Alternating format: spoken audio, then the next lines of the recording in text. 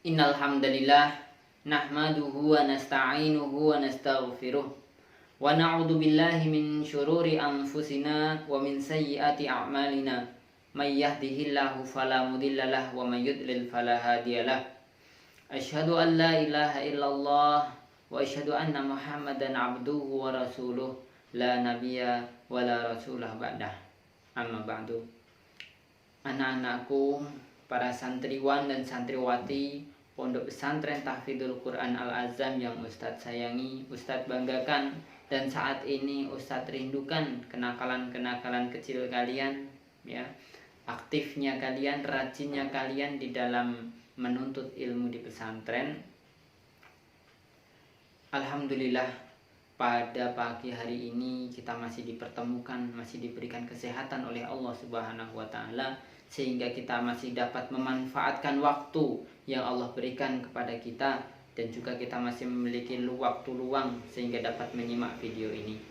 Anak-anakku yang Ustadz sayangi, sholawat serta salam kita haturkan kepada junjungan kita Nabi Muhammad baginda Rasulullah Sallallahu Alaihi Wasallam yang telah membawa hidayah sampai kita dapat menikmati dinul Islam ini.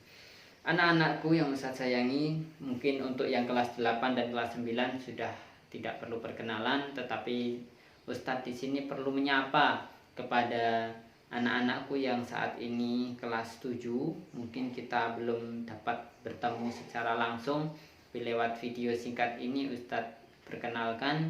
Di sini Ustadz nama adalah Ustadz Abi Munawar, diamanai sampai sekarang masih sebagai kepala bagian kepengasuhan atau bagian kesantrian. Nanti insya Allah kalau anak-anak sudah ke pesantren kita akan bertemu, ya.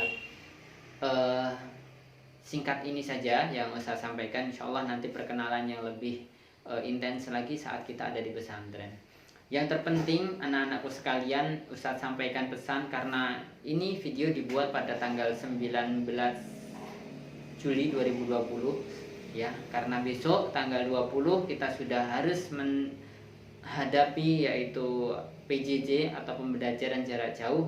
Maka di sini Ustadz perlu sampaikan, ya, beberapa hal untuk menjadi pedoman kita, fondasi dalam melaksanakannya.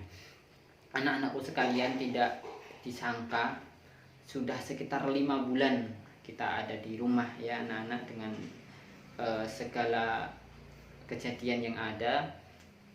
Pandemi ini memaksa kita kemudian untuk ada di rumah masing-masing. Para santri yang Ustadz sayangi, mari kita bermuhasabah, kita evaluasi diri kita selama 5 bulan ini. Kemampuan apakah yang sudah kita dapatkan? Apakah sudah bertambah ilmunya, hafalan Al-Qur'annya, kosakata bahasa Arabnya, skillnya, atau justru yang terjadi adalah penurunan? Anak-anakku sekalian, kalau kita memanfaatkan waktu setiap hari untuk menghafal 5 baris saja dari Al-Qur'an, maka selama 5 bulan kita sudah mencapai 2,5 juz dari Al-Qur'an. 10 bulan sudah 5 juz. Nah, kemudian yang terjadi saat ini seperti apa? Sudahkah kita menghafal dengan sebanyak itu, atau hafalan kita tidak tertambah, atau malah justru hafalan kita banyak yang hilang? Anak-anak bisa menjawabnya sendiri. Kita Ustadz sampaikan untuk ini, ya, tentang pentingnya waktu, ya. Kembali Ustadz sampaikan bahwasanya waktu itu adalah harta yang paling berharga bagi manusia.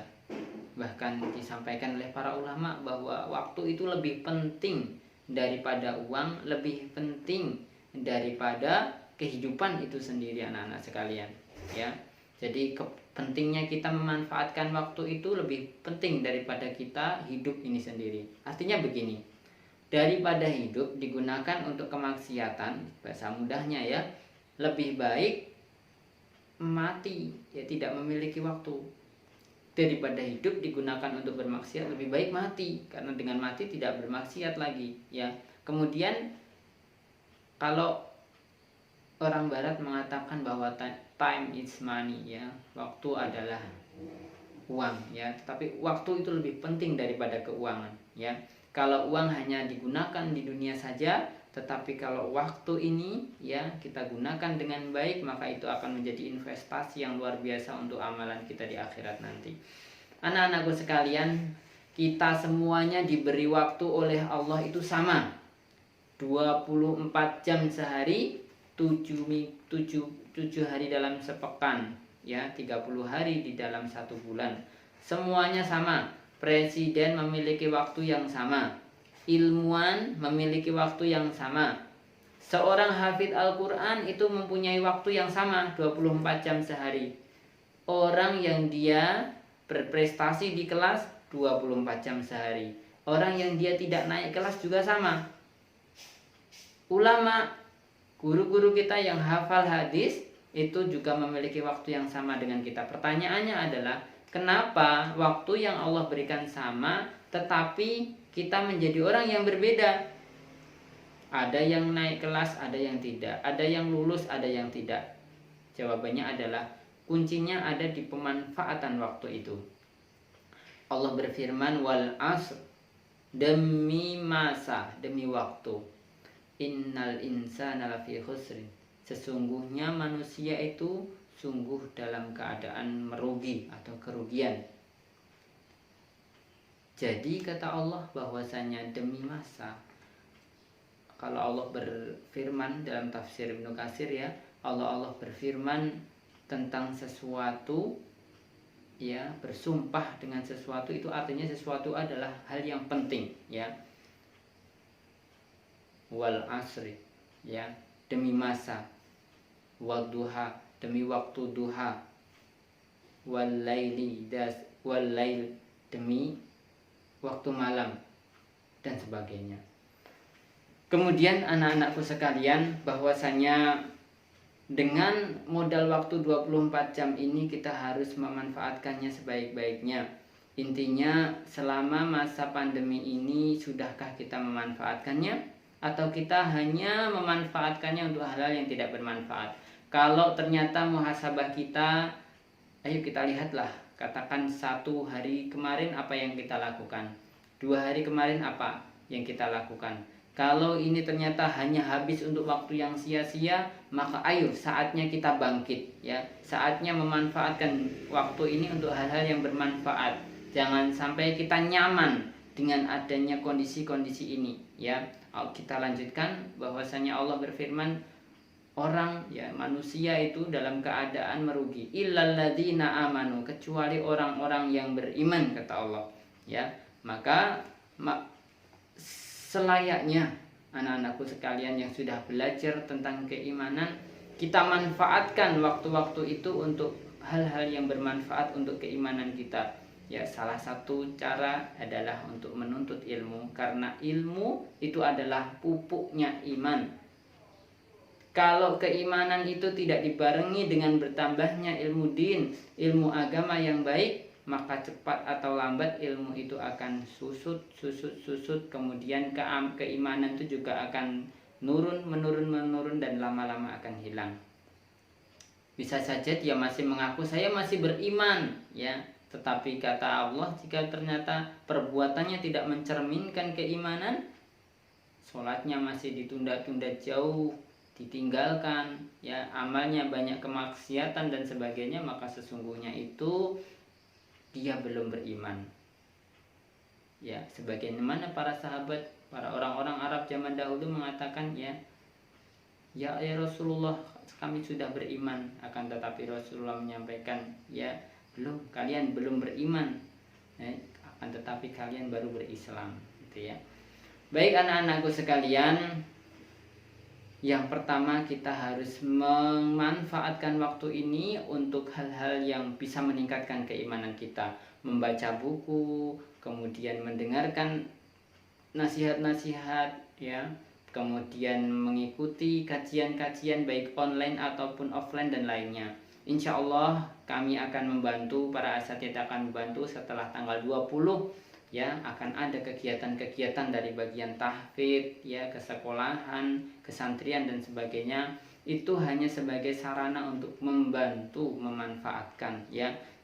Jangan sampai anak-anak merasa nyaman dengan zona yang merusak itu ya, karena al-faragh mufsid ya, waktu yang kosong itu adalah menghancurkan. Waktu kosong itu menghancurkan. Apakah ya digunakan untuk main HP atau bermedia sosial yang tidak ada manfaatnya dan sebagainya. Kemudian anak-anakku sekalian, Allah berfirman di ayat yang selanjutnya dari surat Al-Asr tersebut adalah setelah illal ladina amanu wa amilus sholihat, yaitu orang-orang yang dia beramal solih. Anak-anakku sekalian, sudahkah kita memanfaatkan waktu itu untuk melaksanakan yaitu amalan-amalan yang solih, amalan-amalan yang akan membawa kita ke surga, atau waktu itu hanya digunakan untuk bersenang-senang dalam masalah dunia saja? Wa tawassaw bil haqq wa tawassaw bis sabr. Ya, selain beramal solih, kita juga harus saling menasihati di dalam kebenaran dan juga saling menasihati di dalam kesabaran. Kalau kita, anak-anakku sekalian, sudah mengetahui kebenaran, maka kita sampaikan kebenaran itu. Jangan sampai surga itu hanya untuk kita sendiri. Anak-anak yang sudah rajin untuk sholatnya, ayo adiknya diajak, kakaknya diajak, orang tuanya diajak, sholat malam dibangunkan. Kemudian watawassaw bis sabr, dan saling menasihati di dalam kesabaran. Semoga dengan adanya pandemi ini menguji kita, anak-anak sekalian. Kalau dulu di pesantren anak-anak tinggalnya bersama teman-teman, maka saat pandemi ini waktunya banyak yang kosong, tinggal bersama adik-adik, tinggal bersama orang tua. Disitulah kan terlihat bagaimana tingkat kesabaran anak-anak sekalian dengan adiknya yang barangkali berantakan mainan kalian atau yang mengganggu beberapa kegiatan-kegiatan. Nah, disinilah ya kedewasaan anak-anak teruji.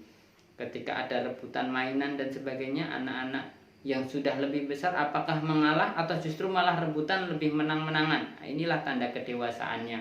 Ya, semoga dengan adanya pandemi ini anak-anakku sekalian bisa memanfaatkan waktunya dengan baik. Ya, insya Allah ini Ustaz sampaikan bahwasanya mulai tanggal 20 sudah mulai aktif lagi ya anak-anak untuk pembelajaran. Harapannya ayo kita manfaatkan waktu sebaik-baiknya. Jangan sampai kita anak-anakku sekalian terlena ya. Waktu hanya digunakan untuk misalnya game terus ya. Banyak orang tua yang menyampaikan hal tersebut ya. Nah ini Ustadz harap untuk bisa diperhatikan. Cukup sekian yang Ustadz sampaikan, semoga bermanfaat. Akhirul kalam, assalamualaikum warahmatullahi wabarakatuh.